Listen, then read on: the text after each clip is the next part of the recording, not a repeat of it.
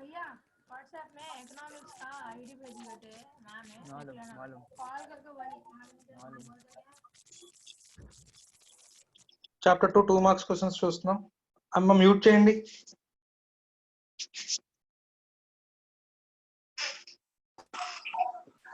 Fourteen question చూస్తున్నాం. Page number 26. ఎవరు unmute చేశారు? మ్యూట్ చేయండి.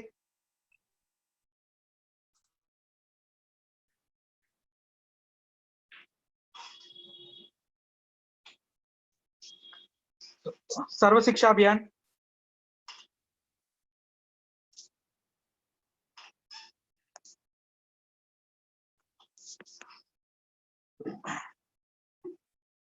లిటరసీ రేట్ని పెంచడానికి, ఇలిటరసీ రేట్ని తగ్గించడానికి సెంట్రల్ గవర్నమెంట్ చాలా స్కీమ్స్ స్టార్ట్ చేసింది. నథింగ్ బట్ మన హ్యూమన్ డెవలప్మెంట్ అంటే life expectancy, literacy, living standards ఇవన్నీ పెంచడం అని చెప్పుకున్నాం. సో దాంట్లో భాగంగా లిటరసీ రేట్ని పెంచాలి. సో లిటరసీ రేట్ని పెంచడం కోసం స్టార్ట్ చేసిన ప్రోగ్రామ్ సర్వశిక్ష అభియాన్. సో ఇది 2001, 2002లో స్టార్ట్ అయినటువంటి ప్రోగ్రామ్. ఆబ్జెక్టివ్ వచ్చేసరికి యూనివర్సల్ ఎలిమెంటరీ ఎడ్యుకేషన్. సో మనకి ఆల్రెడీ ఎడ్యుకేషన్ లెవెల్స్ తెలుసు. Elementary, pre primary, primary, upper primary, secondary, right? ఇలాగ మనకి లెవెల్స్ ఉన్నాయి. సో ఎలిమెంటరీ ఎడ్యుకేషన్ ని universal, right? So universal elementary education 6 to 14 years of age మధ్యలో ఉన్న పిల్లలు ఎవరైతే ఉన్నారో వాళ్ళందరికీ education by right, right? Education by right అనేది ప్రొవైడ్ చేయడం జరుగుతుంది. సో అంటే నథింగ్ బట్ ఇంట్లో పేరెంట్స్ పిల్లల్ని చదివించకూడదు అనుకుంటున్నా సరే కుదరదు. యాజ్ ఏ యాక్ట్ వాళ్ళని ఖచ్చితంగా స్కూల్లో చేర్చాల్సిందే. అలా స్కూల్లో చేర్చని పేరెంట్స్ ఎవరైతే ఉన్నారో వాళ్ళు నేరం చేసినట్లు లెక్క, రైట్?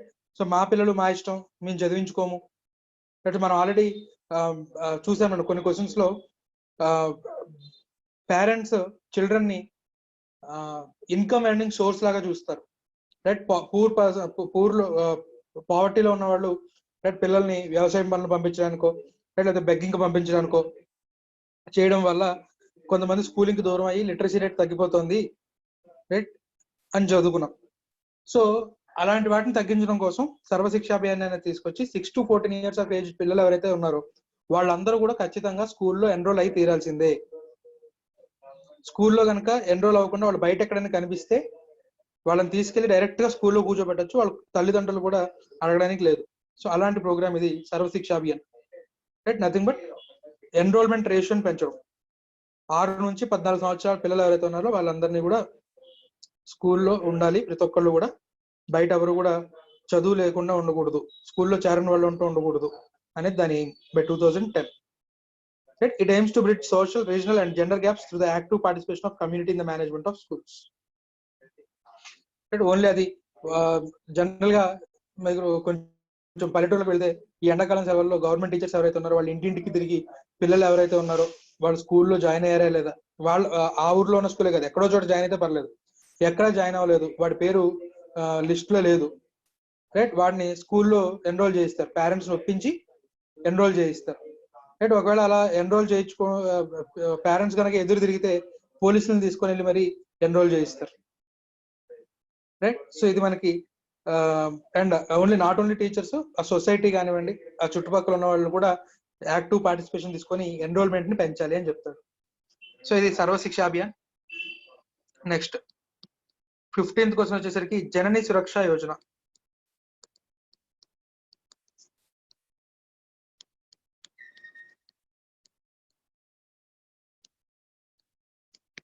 సో జనని సురక్ష యోజన సేమ్ మళ్ళీ ఇది కూడా మనం హ్యూమన్ రిసోర్స్ డెవలప్మెంట్ చెప్పుకునేటప్పుడు 3 చెప్పుకుంటాం: life expectancy, literacy and standard of living.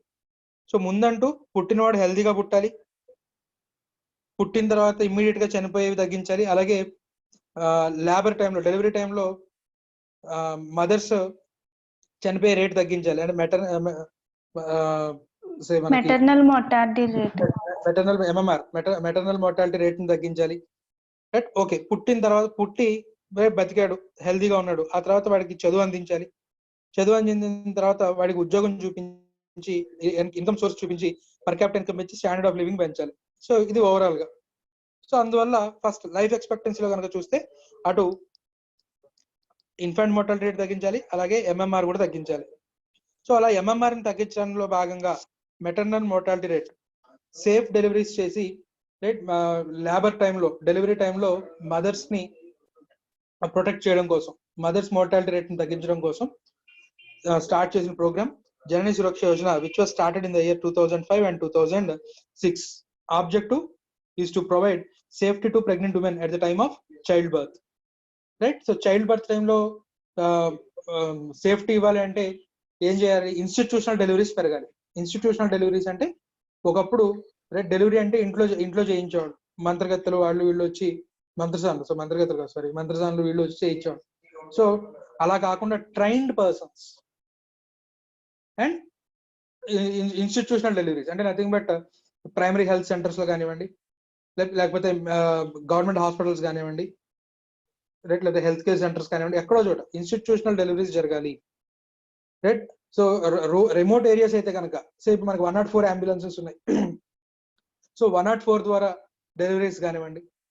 Right, ఒకవేళ ప్రెగ్నెంట్ ఉమెన్ హాస్పిటల్కి రీచ్ అవ్వలేని పరిస్థితుల్లో ఈ 104 వాళ్ళ దగ్గరికి వెళ్ళి, రైట్, ట్రైన్డ్ పర్సనల్ ఉంటారు దాంట్లో, రైట్, ఒక డాక్టరు, ఒక నర్సు, రైట్, సో డ్రైవర్, వీళ్ళు కామన్. సో వీళ్ళందరూ వెళ్ళి రైట్ డెలివరీ చేస్తారు. At the same time weekly health checkups కానివ్వండి.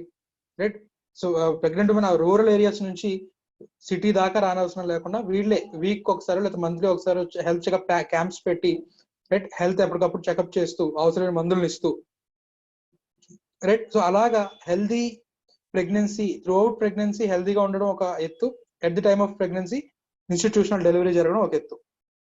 సో త్రూ అవుట్ ప్రెగ్నెన్సీ హెల్దీగా ఉండడం కోసమేమో మనకి ఆశా వాలంటీర్స్ ఉంటారు. రైట్, సో ఆశా వాలంటీర్స్ ఏం చేస్తారు? వీళ్ళు అంగన్వాడీ వీళ్ళు కానీ, రైట్, వాళ్ళ ఏరియాలో సర్వే చేసుకుంటూ ప్రెగ్నెంట్ ఉమెన్ ఉన్నట్లయితే కనుక వాళ్ళకి హెల్దీ ఫుడ్ ఇవ్వడం, వీక్లీ ఎగ్స్ ఇవ్వడం కానివ్వండి, లేకపోతే ఆకుకూరలు ఇవ్వడం కానివ్వండి, రైట్, లేకపోతే పల్సెస్ ఇవ్వడం కానివ్వండి, మందులు ఇవ్వడం కానివ్వండి, ఇవన్నీ కూడా చేస్తూ ఉంటారు. So at the time of pregnancy institutional delivery అంటే హాస్పిటల్స్ లో డెలివరీ జరగాలి. సో అది మనకి దీని ఎయిమ్ ఇది. సో ఇలా జరిగినప్పుడు ఆటోమేటిక్ గా ఐఎంఆర్ కూడా తగ్గుతుంది, అంటే ఐఎంఆర్ అండ్ ఎంఎంఆర్ రెండు కూడా తగ్గుతాయి. సో ఇది జనని సురక్ష యోజన, ఇన్స్టిట్యూషనల్ డెలివరీస్ ని పెంచాలి అనే aim. Next 16 human development index. So human development index అనేది 1990లో యునైటెడ్ నేషన్స్ అనేది, మనకి యుఎన్ఓ తెలుసు కదా, సో యుఎన్ఓ అనేది ఇంట్రడ్యూస్ చేసింది. సో కంట్రీస్ ని కంపేర్ చేయాలి, కంట్రీస్ ని కంపేర్ చేస్తూ ఎక్కడ హ్యూమన్ డెవలప్మెంట్ ఎక్కువ ఉంది, సో ఎక్కడ పీపుల్ హెల్దీ అండ్ హ్యాపీగా ఉన్నారు అనేది కంపేర్ చేయడం కోసం, సో దట్ ఆ ర్యాంకింగ్ కనుక ఇచ్చినట్లయితే కంట్రీస్ తమలో తాము కంపేర్ చేసుకొని వాళ్ళ రేటింగ్ పెంచుకోవడానికి ట్రై చేస్తాయని చెప్పి రైట్ హ్యూమన్ డెవలప్మెంట్ ఇండెక్స్ అనేది యునైటెడ్ నేషన్స్ స్టార్ట్ చేసింది. రైట్, సో వేటి బేసిస్ గా చెప్తుంది అంటే, ఒకటి లాంగివిటీ, నాలెడ్జ్ అంటే nothing but literacy, standard of living, ఈ మూడింటిని బేసిస్ గా తీసుకొని ఇండెక్స్ ఇస్తుంది. సో ఇండెక్స్ అంటే 0 to 1. సార్ పిక్చర్ రావట్లేదు సార్. పిక్చర్ రావట్లేదు. Okay sir. ఇప్పుడు okay sir. Okay, so human development index అనేది nothing but based on longevity or health, right, literacy and standard of living, ఈ మూడింటిని బేస్ చేసుకొని right అంటే ఒక్కొక్క దానికి మార్కులు ఇచ్చుకుంటూ వెళ్తారు. సో మొత్తానికి 0 to 1 మధ్యలో రేటింగ్ ఇస్తారు. రైట్, 0 to 1 మధ్యలో రేటింగ్ ఇస్తారు. సో దాని ప్రకారంగా ర్యాంకింగ్స్ ఉంటాయి. రైట్, సో ఇది human development index. Next 17th question, gender related index. So okay, school మనకి స్కూల్స్ లో ఎన్రోల్మెంట్స్ బాగానే జరుగుతున్నాయి. అందులో మళ్ళీ రూరల్ ఏరియాస్ లో కానివ్వండి, వీటిలో మళ్ళీ గర్ల్ చైల్డ్ స్కూల్కి పంపించరు. ఒకళ్ళు పంపించినా మహా అయితే 5th క్లాస్ వరకు పంపిస్తారు, ఆ తర్వాత ఇంకా పై చదువులు చదివించరు. సో అప్పుడు ఏమైపోతుంది, జెండర్ గ్యాప్ పెరిగిపోతుంది, రైట్. అలాగే ఫిమేల్ చైల్డ్ కి సరైన న్యూట్రిషియస్ ఫుడ్ ఎవరు, రైట్. సో వాళ్ళు అన్హెల్దీగా ఉంటారు, రైట్. ఎప్పుడైతే వాళ్ళకి మరి ఎడ్యుకేషన్ లేదు, రైట్, సరైన అవకాశాలు ఇవ్వట్లేదు, ఆటోమేటిక్ గా వాళ్ళ పర్ క్యాపిటల్ ఇన్కమ్ కూడా తక్కువ ఉంటుంది. సో జనరల్ ఈక్వాలిటీ ఎలా ఉంది అని కంపేర్ చేయడం కోసం తీసుకొచ్చిన ఇండెక్స్ జెండర్ రిలేటెడ్ ఇండెక్స్. దీంట్లో సేమ్ లైఫ్ ఎక్స్పెక్టెన్సీ, కానీ ఇక్కడ ఫిమేల్ లైఫ్ ఎక్స్పెక్టెన్సీ ఎంత ఉంది, రైట్. ఫిమేల్ లైఫ్ ఎక్స్పెక్టెన్సీ, అలాగే female adult literacy rate and gross enrolment ratio, schools లో ఎన్రోల్ అవుతున్నటువంటి వాళ్ళ రేషియో గ్రాస్ ఎన్రోల్మెంట్ రేషియో అంటాం. So female adult literacy rate, అలాగే గ్రాస్ ఎన్రోల్మెంట్ రేషియో, అలాగే ఫిమేల్ పర్ క్యాపిటల్ ఇన్కమ్, ఈ మూడింటిని బేస్ చేసుకొని జెండర్ రిలేటెడ్ ఇండెక్స్ అనేది ఇచ్చి దాని ప్రకారం కంట్రీస్ కి రేటింగ్ అనేది ఇస్తారు, ర్యాంకింగ్ అనేది ఇస్తారు, రైట్. సో అది gender related index. Next gender empowerment measure.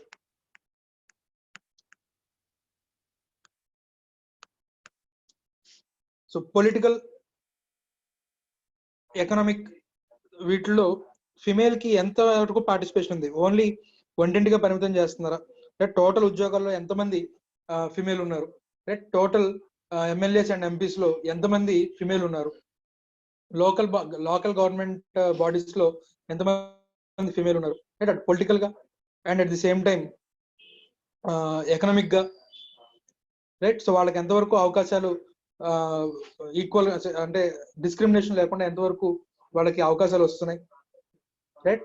అలాగే వాళ్ళకి చదువు ఇవ్వడంలో కానివ్వండి, లేకపోతే సరైన అవకాశాలు ఇవ్వడంలో కానివ్వండి, రైట్, కంట్రీస్ ఎలా వ్యవహరిస్తున్నాయని చెప్పి మనకి జెండర్ ఎంపవర్మెంట్ మెజర్ అనేది 1995 లో తీసుకొచ్చారు, based on female women participation in economic and political activities, అలాగే gender inequality in economic and political participation, అలాగే female empowerment.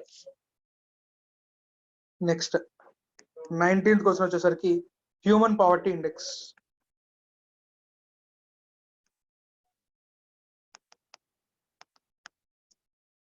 So human poverty index అనేది 1997 లో ఇంట్రడ్యూస్ చేశారు. నథింగ్ బట్ సొసైటీలో ఉన్నటువంటి పూర్ ఎంతమంది ఉన్నారు, right. Poverty poor state of ఇదిలో ఉన్న వాళ్ళ లివింగ్ స్టాండర్డ్స్ ఎలా ఉన్నాయి అనేది క్యాలిక్యులేట్ చేయడం కోసం తీసుకొచ్చిన ఇండెక్స్ ఇది, రైట్. ఇవి based on longevity of life, knowledge and decent standard of living. ఇది మళ్ళీ సేమ్ మన హ్యూమన్ డెవలప్మెంట్ ఇండెక్స్ ఏదైతే ఉందో అదే, కాకపోతే ఇక్కడ బిలో పావర్టీ లైన్ ఉన్న వాళ్ళైతే సెపరేట్ గా చూస్తారు. It was introduced in the year 1997 and is an important indicator of measure of poverty and the extent of deprivation of basic facilities to poor people in the society. It is calculated basing on deprivation in three important essential elements of human life, namely longevity of life, knowledge and decent standard of living, right. So human development index, human poverty index ఒకటే, కాకపోతే below poverty line ఎవరైతే ఉన్నారో, right, వాళ్ళ యొక్క life expectancy, nothing but longevity, knowledge, standard of living ని చూస్తూ ఇచ్చేటటువంటి rank human poverty index. ఒక్క నిమిషం నాన్న.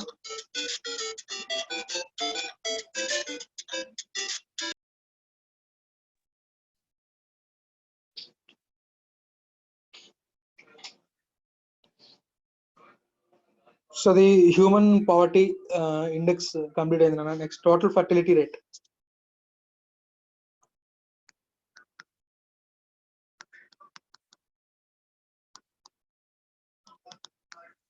టోటల్ ఫర్టిలిటీ రేట్ అనేది మనకి పాపులేషన్ గ్రోత్ రేట్ ని కంట్రోల్ చేయడానికి ఈ టోటల్ ఫర్టిలిటీ రేట్ తగ్గించడం అనేది ముఖ్యం.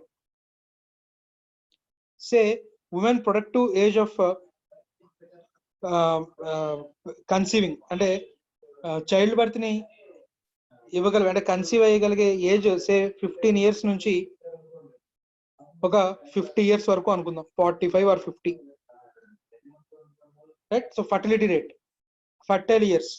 సో ఈ ఫర్టైల్ విండో 15 years నుంచి 45 years అనుకోండి. సే ఫర్ ఎగ్జాంపుల్ ఎర్లీగా మ్యారేజ్ చేస్తే, రైట్, మన నానమ్మలో తాతయ్యల కాలంలో చూస్తే రైట్ వాళ్ళకి 10-12 ఏళ్ళకి పెళ్లిళ్ళు అయిపోతాయి. రైట్. సో 19 ఏళ్ళకి వాళ్ళకి 2-3 పిల్లలు ఉంటారు. రైట్. సో ఎర్లీగా మ్యారేజ్ చేస్తే రైట్ ఎర్లీ ఇయర్స్ నుంచి కూడా ప్రెగ్నెన్సీ స్టార్ట్ అవుతుంది. సో ఒక 35-38 years వచ్చేంత వరకు కూడా ప్రతి 2 years ఒకసారి, ప్రతి 1 year ఒకసారి రైట్ ఒక డెలివరీ అనేది జరుగుతుంది. సో దానివల్ల పాపులేషన్ గ్రోత్ రేట్ ఎక్కువ ఉంటుంది. సో టోటల్ ఈ ఫర్టిలిటీ ఇయర్స్ అంటే 15 ఏళ్ళకే మ్యారేజ్ చేస్తే కదా ఈ ప్రాబ్లమ్. సో దాన్ని కొంచెం ఏజ్ ని పెంచారనుకోండి, అవేర్నెస్ పెంచి, సో గర్ల్ చైల్డ్ కి ఎడ్యుకేషన్ ఇవ్వడం వల్ల కానివ్వండి, రైట్ వాళ్ళకి సరైన అవకాశాలు కల్పించడం వల్ల కానివ్వండి, and at the same time constitutional గా కూడా యాక్ట్ తీసుకొచ్చి ఈ ఏజ్ కంటే బిల్లులో మ్యారేజ్ చేయకూడదు అమ్మాయికి అని ఇలాంటి వాళ్ళు కానివ్వండి, over a period right. So ఇప్పుడు గర్ల్ చైల్డ్ కి మినిమం 24-25 years తర్వాత మాత్రమే మ్యారేజ్ చేస్తారు. సో అరౌండ్ 22 years పోనీ అట్లీస్ట్. సో ఒకప్పుడు 15 ఏళ్ళ నుంచే చైల్డ్ బర్త్ అనేది స్టార్ట్ అవుతుంది, ఇప్పుడు కనీసం ఒక 7 years డిఫర్ అవుతాం. రైట్. సో ఈ టోటల్ ఫర్టిలిటీ రేట్ ని తగ్గించడం అనేది రైట్ పాపులేషన్ గ్రోత్ రేట్ ని తగ్గించడంలో చాలా ఇంపార్టెంట్ రోల్ ప్లే చేస్తుంది. So the term total fertility rate refers to the number of live births which a woman gives during her entire reproductive period or childbearing age. A high total fertility rate is not desirable in the society as it results in a rapid growth of population. Right. So ఆ total fertility rate ని తగ్గించడం కోసమే మనకి minimum marriage age ని 18 కి పెంచడం female కి అయితే కనుక, అలాగే గర్ల్ చైల్డ్ ఎడ్యుకేషన్ ని వాళ్ళకి స్కూల్ కి రావడం కోసం సైకిల్స్ ఇవ్వడం కానివ్వండి, రైట్, లేకపోతే మనకి కాలేజెస్ లో చేరిస్తే వాళ్ళకి ఫీజు రీంబర్స్మెంట్స్ ఇవ్వడం కానివ్వండి. ఇవన్నీ ఏంటంటే గర్ల్ చైల్డ్ ఎన్రోల్మెంట్ ఎప్పుడైతే పెరిగిందో రైట్ వాళ్ళకి డెఫినెట్ గా వాళ్ళు ఉద్యోగం చేస్తారంటారు. సో మ్యారేజ్ లేట్ అవుతుంది. అట్ ది సేమ్ టైం వాళ్ళకి ఒక అవగాహన వస్తుంది, ఓకే ఎర్లీ మ్యారేజెస్ చేసుకోకూడదు ఇదని. సో ఆటోమేటిక్ గా ఈ థింకింగ్ దీంట్లో మారుతుంది. కాబట్టి ఇలాంటి స్కీమ్స్ అన్ని కూడా తీసుకొచ్చారు నన్ను మొత్తం. అది అల్టిమేట్ గా టోటల్ ఫర్టిలిటీ రేట్ ని తగ్గించడం కోసం. నెక్స్ట్ 21st క్వశ్చన్ వచ్చేసరికి సెకండరీ సెక్టర్ ఆల్రెడీ మనకి కంప్లీట్ అయిపోయింది. రైట్. సో ఇక్కడ మీరు 2 marks క్వశ్చన్స్ లో వచ్చేసరికి మీరు ఇప్పుడు ప్రజెంట్ ఏం చేయాలంటే మనకి ఏవైతే ప్రోగ్రామ్స్ ఉన్నాయో, ప్రోగ్రామ్స్ కానివ్వండి, ఇండెక్సెస్ కానివ్వండి, ఏమున్నాయో చూద్దాం. Year of introduction, objective. Say మనకి ప్రోగ్రామ్ ఫస్ట్ ది ఎక్కడ స్టార్ట్ అయింది, సే సర్వశిక్ష అభియాన్ తో స్టార్ట్ అయింది. సర్వశిక్ష అభియాన్ ఏ ఇయర్ లో స్టార్ట్ అయింది? 2001-2002 లో స్టార్ట్ అయింది. ఆబ్జెక్టివ్ ఏంటి? 6 to 14 years ఏజ్ మధ్యలో చైల్డ్ కి ఎడ్యుకేషన్ అంటే short cut, right. Short cut లో మీకు అర్థమయ్యే రకంగా. రెండోది జనని సురక్ష యోజన. దాని ఫుల్ నేమ్ కూడా రాయొద్దు, రైట్, షార్ట్ కట్ లో రాయడం. దాన్ని చూసిన వెంటనే మీకు పేరు గుర్తొచ్చేయాలి. Introduced in 2005-2006. ఆబ్జెక్టివ్ ఏంటి? Pregnant right. చాలా షార్ట్ కట్ లో, ఫుల్ స్పెల్లింగ్ కూడా వద్దు. Safety to pregnant women. So మనకి చాలా స్పీడ్ గా రివైజ్ అయిపోవడానికి. అలాగే హ్యూమన్ డెవలప్మెంట్ ఇండెక్స్ లో స్టార్ట్ అయింది, బేస్డ్ ఆన్ వాట్, రైట్. అలాగా ఇండెక్సెస్ కానీ వీటన్నిటికీ కూడా ప్రోగ్రామ్స్ ఏవైతే ఉన్నాయో వీటన్నిటిని కూడా మీరు ఒక లిస్ట్ ఒకటి సెపరేట్ గా టెక్స్ట్ బుక్ వెనకాల నుంచి స్టార్ట్ చేయండి. మనకి ఇక్కడతో అయిపోలేదు. 3rd chapter లో ఇంకొన్ని కొత్త ప్రోగ్రామ్స్ వస్తాయి, దాని ఆబ్జెక్టివ్స్ ఉంటాయి. మళ్ళీ ఇంకో 4th chapter లో ఇంకొన్ని ప్రోగ్రామ్స్ వస్తాయి, దాని ఆబ్జెక్టివ్స్ ఉంటాయి. సో ఆబ్జెక్టివ్స్ ఇవన్నీ ఈ ప్రోగ్రామ్స్ అన్ని కూడా ఒకే లిస్ట్ లో ఉన్నట్లయితే రైట్ మనకి లాస్ట్ లో రివిజన్ కి ఈజీగా ఉంటుంది. రైట్. ఖచ్చితంగా ఈ ప్రోగ్రామ్స్ వీటి మీద మనకి 2 marks లో అరౌండ్ 6 to 7 క్వశ్చన్స్ ఈ ప్రోగ్రామ్స్ మీదే ఉంటాయి. మనకి ఏ ఇయర్ లో ఇంట్రడ్యూస్ అయింది సర్వశిక్ష అభియాన్ అనో, లేకపోతే ప్రధానమంత్రి సెల్ఫ్ ఎంప్లాయ్మెంట్ స్కీమ్ అనో, రైట్. సో ఇలాంటి రకరకాల స్కీమ్స్ ని ఎలాగో 2 marks అడుగుతారు కాబట్టి మనకి ఇయర్ ఓనో ఆబ్జెక్టివ్ గుర్తుంది అనుకోండి, మిగిలింది ఏదో ఒకటి మనకు గుర్తుంది రాయొచ్చు. మినిమం 2 marks పడడానికి ఛాన్స్ ఉండడానికి ఆ ఇయర్ ఓను ఆబ్జెక్టివ్ రాస్తే చాలు. మినిమం 1.5 mark పడుతుంది. మిగిలింది నువ్వు జాగ్రత్తగా చదువుకున్న దాంట్లో గుర్తున్నది రాస్తే మిగిలిన హాఫ్ మార్క్ పడుతుంది.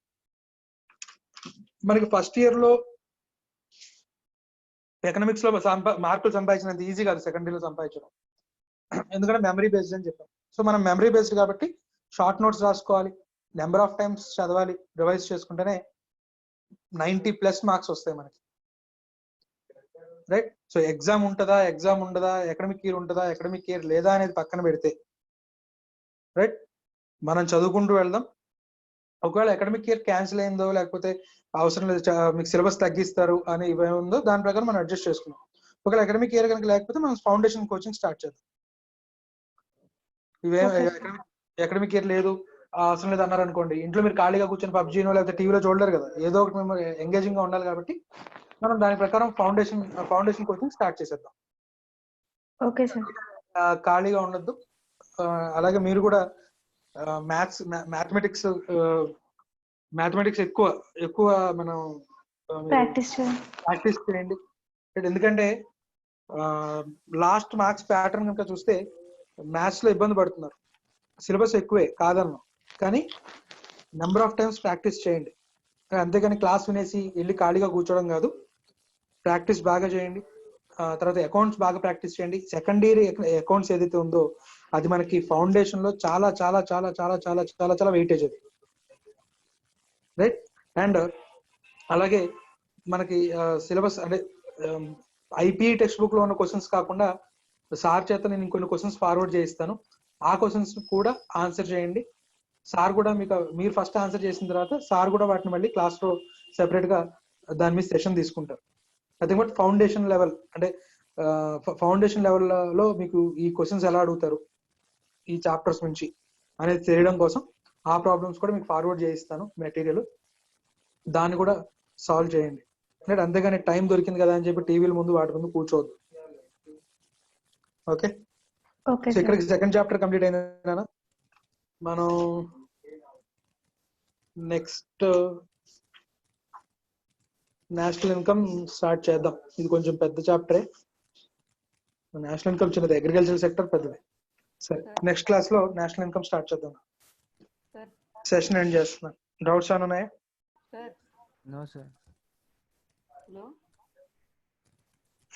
ఎవరైనా అడుగుతున్నారు, ఎవరైనా మాట్లాడుతున్నారా?